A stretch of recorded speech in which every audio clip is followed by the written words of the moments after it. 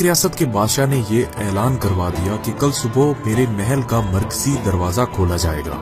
تب جس شخص نے بھی محل میں جس چیز کو ہاتھ لگا دیا وہ چیز اس کی ہو جائے گی۔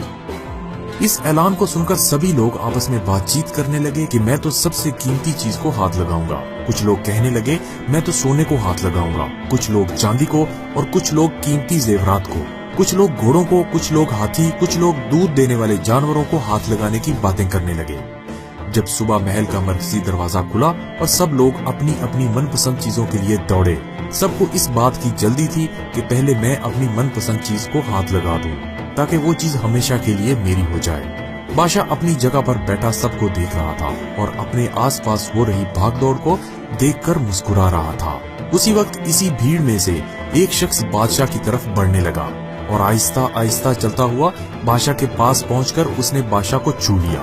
بادشاہ کو ہاتھ لگاتے ہی بادشاہ اسی کا ہو گیا اور بادشاہ کی ہر چیز بھی اسی کی ہو گئی۔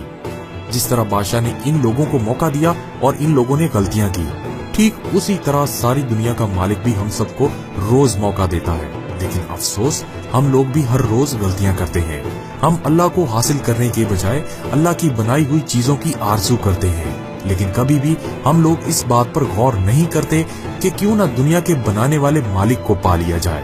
اگر مالک ہمارا ہو گیا تو اس کی بنائی ہوئی ہر چیز بھی ہماری ہو جائے گی۔